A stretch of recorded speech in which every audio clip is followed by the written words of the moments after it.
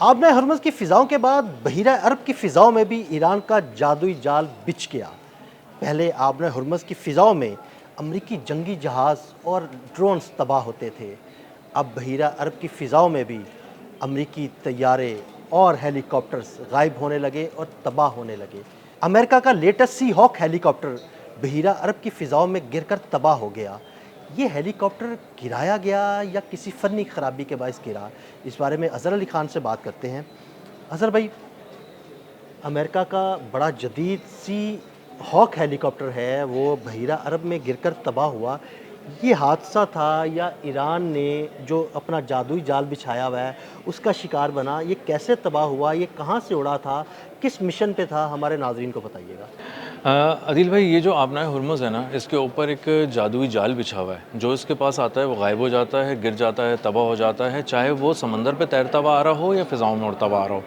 इसी तरह का एक जादू हमने देख रहे हैं कि ये फैलता जा रहा है इसका दायरा-ए-कार, और अब बहीर अरब तक पहुँच गया है, जहाँ पर असल में अमरीकी फ़ौज इंतज़ार में खड़ी है कि हम अगर आबनाए हुर्मुज़ की तरफ हमें बुलाया जाता है किसी जंग की सूरत में, तो हम जाकर हमला करें। बहरी बेड़े हैं, वॉरशिप्स हैं, बहुत कुछ वहाँ पे खड़ा हुआ है अमरीका का। अब वहाँ एक यूएसएस जॉर्ज डब्ल्यू बुश, एक उनका हाँ जी, बहुत बड़ा बिल्कुल वहाँ पे मौजूद है बहरी बहरी बेड़ा बेड़ा, उनका। वहाँ से MH-60 सी हॉक हेलीकॉप्टर उड़ा।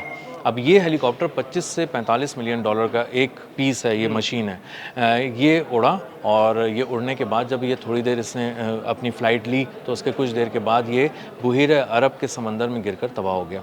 अब जब ये गिरकर तबाह हुआ तो इसमें 4 लोग सवार थे जो उसके क्रू मेंबर्स थे।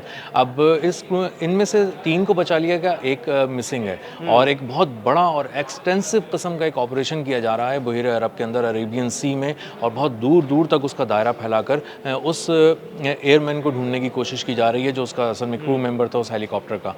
अब ये किस तरह हुआ, मामला क्या था, हादसा था, इसको निशाना बनाया गया, तो इस पे अमरीकी फ़ौज दरमियान में खड़ी है, थोड़ी-सी खामोश है, थोड़ी-सी बोल रही है। एक्चुअली उनके समझ में भी नहीं आ रहा कि भाई ये हादसा था या गिराया गया।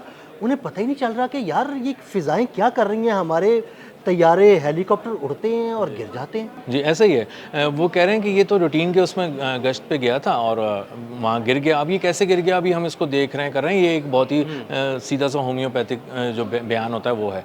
लेकिन असल में मामला ये है कि जो क्रू मेंबर्स हैं उनको भी समझ में नहीं आ रहा कि क्या हुआ।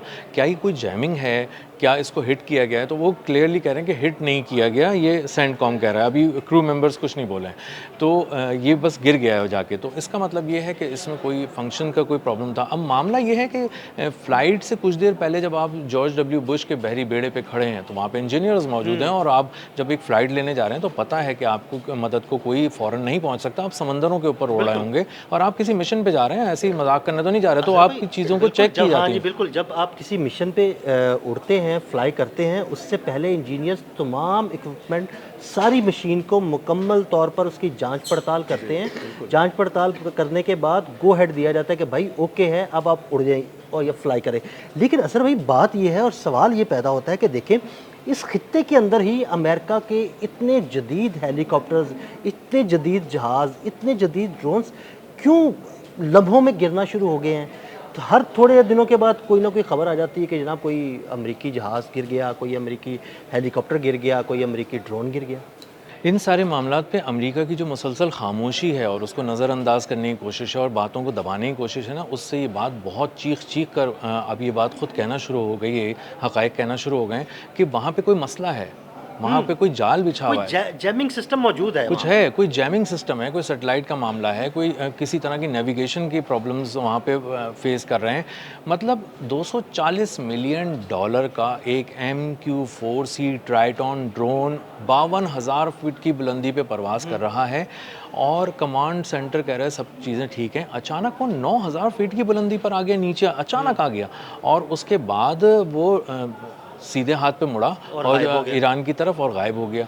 अब KC-135 रिफ्यूलिंग टैंकर आ रहा है, 7700 का वो एक कोड जनरेट करना शुरू हो गया, जिसका मतलब ये है कि मैं अपना कम्युनिकेशन खो चुका हूँ, तवाज़ुन खो चुका हूँ, और मुझे समझ में नहीं आ रही मैं किससे रब्ता करूँ, मुझे बचाएं। 7700 MQ-4C ट्राइटॉन ने भी ये कहा था, एक इमरजेंसी कोड देना शुरू किया था। इसका मतलब ये है तमाम किस्म के लोगों का कि आप ढूंढने की कोशिश कर रहे हैं लेकिन आपको चीज़ नहीं मिल रही, आप तलाश नहीं कर पा रहे।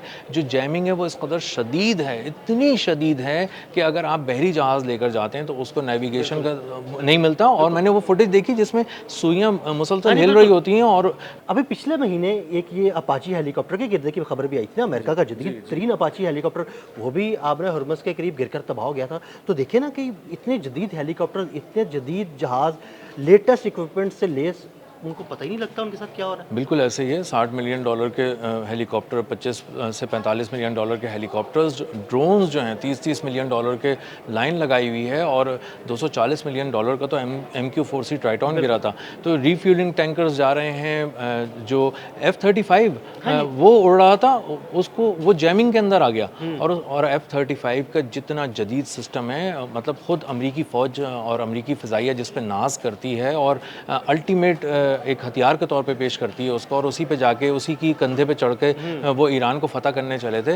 वो उसका पायलट बता रहा है कि मैं जैमिंग के अंदर आ गया था, मैं बड़ी मुश्किल से निकल कर आया हूँ और मैंने हंगामी तौर पे उस एयरबेस पे लैंडिंग की जहाँ मुझे नहीं करनी थी। तो मैंने कम्युनिकेशन इस्टेब्लिश करके कहा कि मैं तो बहुत फंस गया हूँ। तो निकालना अपना हुर्मुज़ के पास से पानियों के ऊपर उड़ना इस वक्त इंतहाई महंगा पड़ रहा है। और आप पानी का जो सफ़र है इस वक्त दुनिया का सबसे महंगा सफ़र बन गया है। थोड़ा सा भी अगर आप सफ़र करने लगेंगे तो इसका मतलब है $60 मिलियन अगर आपकी जेब में है और आप हेलीकॉप्टर तबाह करा सकते हैं, आप जहाज़ तबाह करा सकते हैं, तो फिर आप करें। और ये बात अब बहुत अच्छी तरह अमरीकी फ़ौज को भी समझ में आ गई है, डोनाल्ड ट्रंप को भी समझ में आ गई है कि कोई बहुत बड़ा मिस एडवेंचर आप वहाँ पर नहीं कर सकते। और यही वजह है कि आप देखें पिछले 4 महीने में चीज़ें बहुत सारी बदल गई होंगी, लेकिन आबनाए हुर्मुज़ नहीं बदला। 4 महीने से हम एक ही बात कर रहे हैं व्लॉग्स के अंदर कि 500 किलोमीटर के रेडियस में ईरान के आप नहीं आ सकते, आएंगे तो जला दिए जाएंगे, भस्म कर दिए जाएंगे। और आप फिजाओं से आएंगे तो भी और इसकी ये मिसाल बड़ी आपके सामने है कि देखें, जब शुरू में ईरान पर हमला किया गया तो जंगी तैयारों से हमला किया गया, जंगी तैयारे आते थे, हमला करते थे और वापस चले जाते थे। लेकिन अब पिछले कुछ अरसे के दौरान अगर कोई हमले किए भी गए हैं तो मिसाइलों से हमले किए गए, कोई जंगी तैयारा नहीं आया उस फ़िज़ाई हदूद के अंदर, क्योंकि उन्हें पता लग गया कि भाई अगर ईरान की फ़िज़ाई हदूद के अंदर आएंगे तो हमें जैमिंग का सामना करना पड़ सकता है और हमें तबाही का सामना भी करना पड़ सकता है। बिल्कुल यही वजह है। और इसका एक सबूत भी है। इसका सबूत यह है कि पिछले कुछ दिन पहले जब ईरान पे एक बिल्कुल आखिरी और लेटेस्ट हमला किया गया अमेरिका की जानिब से, तो वो भी आबनाए हुर्मुज़ के करीब जो उनके जहाज़ खड़े हुए थे बहरा अरब की तरफ, वहाँ से लॉन्च किया गया। और उन्होंने मिसाइल साइट्स को, ड्रोन साइट्स को और कुछ टावर्स वगैरह को निशाना बनाया। लेकिन उनकी हिम्मत नहीं हो रही कि वो डीप इनसाइड ईरान के अंदर टेरिटरी को उनकी ब्रीच करते हुए अंदर आएँ और करते करते आगे चले जाएँ। तो एक कंफर्म एक आपकी मौत इंतज़ार कर रही है जो सरहद से पहले से आपका इंतज़ार कर रही है। अब चूंकि ईरान इस चीज़ को समझ चुका है कि कहाँ से तैयारा उड़ता है और उसको वहाँ भी देख लेता है वो, तो वहाँ से लेकर सरहद के करीब से लेकर सरहद के अंदर तक जहाँ चाहता है अपनी पसंद की जगह पे उसको निशाना बनाता है, लॉक करता है। सबसे अहम बात इसमें तबाही से भी ज़्यादा लॉक करने की है, क्योंकि उनकी वो लॉक ही नहीं होते थे ऐसे तैयारे थे। उनको लॉक करना और उसके बाद उनको एक ख़ास स्पेसिफिक मिसाइल से टारगेट करना, ये ईरान ने एक बहुत ही वर्ल्ड क्लास किस्म की टेक्नोलॉजी जो है वो अमेरिका पे आजमाई है। और अमेरिकी फ़िज़ाइया इस वक्त हाथ बांध के खड़ी है और कह रही है कि जो अगर आपको कुछ करना है डोनाल्ड ट्रंप को ईरान के ख़िलाफ़, तो ज़रा आप ना बहरिया से बोलें कि वो कुछ कर ले। हमारे बस की तो कोई चीज़ नहीं। और बर्री फ़ौज तो बिल्कुल हाथ बांधे खड़ी है, क्योंकि उसको तो वो सिर्फ जहाज़ों पे सवार है, बहरी जहाज़ों के ऊपर, नेवी और आर्मी उनकी मिलकर, और वो इंतज़ार कर रहे हैं कि कोई ऐसा उनको कोई सिग्नल मिले। लेकिन वो सिग्नल नहीं मिल सकता क्योंकि उनको एयर सपोर्ट नहीं मिल पा रही, जो एक एरियल कवर मिलता है फ़िज़ाइया का वो नहीं मिल पा रहा। और ये एक बहुत बड़ा हर्डल है जिसकी वजह से मुज़ाकरात की मेज़ पर डोनाल्ड ट्रंप बैठे हुए हैं और अमेरिका ईरान को फ़तह नहीं कर पा रहे। उसके पीछे एक ये बहुत बड़ी वजह है। तो ये जिस तरह हेलीकॉप्टर्स गंवाते जा रहे हैं, जहाज़ गंवाते जा रहे हैं, ये एक इससे उनके नॉन प्रोफेशनलिज्म का भी एक अंदाज़ा होता है, क्योंकि वो अपना B-52 तैयारा वहाँ पे तबाह करा देते हैं। अमेरिका के अंदर ही आजमाइशी परवाज़ उड़ा और वो वहाँ तबाह हो गया। तो तैयारे जो हैं वो अमेरिका से लेके ईरान तक गिर रहे हैं। इसका मतलब ये है कि मजमूई तौर पे एक तो जैमिंग का भी मामला है, कुछ जहनी तनाव का भी मामला है। हो सकता है जो फ़िज़ाइया है वो उड़ने से पहले ये सोच लेती है कि हम एक ख़तरनाक जोन में जा रहे हैं, और वो जो उनका कॉन्फिडेंस है ना ईरान के ख़िलाफ़, वो छिन चुका है। अब कोई भी कॉन्फिडेंस से ये नहीं कहता कि हाँ ईरान तो कोई मसला ही नहीं है, मैं तो अभी जाके तबाह कर दूंगा। तो ईरान के करीब जाने का मतलब ये कि वो अपनी फैमिली से एक दफ़ा बात कर ले, जो भी पायलट जा रहा है आवाज़ दे रहा है, बिल्कुल वो मरने के लिए जा रहा है। अगर वो बचकर कर आ गया तो ये बहुत बड़ी बात होगी। और इस वक्त जो भी वहाँ जा रहा है वो यही सोच के जा रहा है, और डोनाल्ड ट्रंप को भी अंदाज़ा हो गया, और इसीलिए तमाम जो उनके एरियल अटैक्स थे वो उन्होंने रोक दिए हैं, और जो बहरिया है उसी पे फोकस कर रहे हैं। बहुत शुक्रिया अजहर भाई ने बड़ी तफसील के साथ इस सारे मामले पर रोशनी डाली। मज़ीद अपडेट्स के लिए हमें फॉलो करते रहें। अदील अहमद और अज़हर अली ख़ान को इजाज़त दीजिएगा। अल्लाह हाफ़िज़।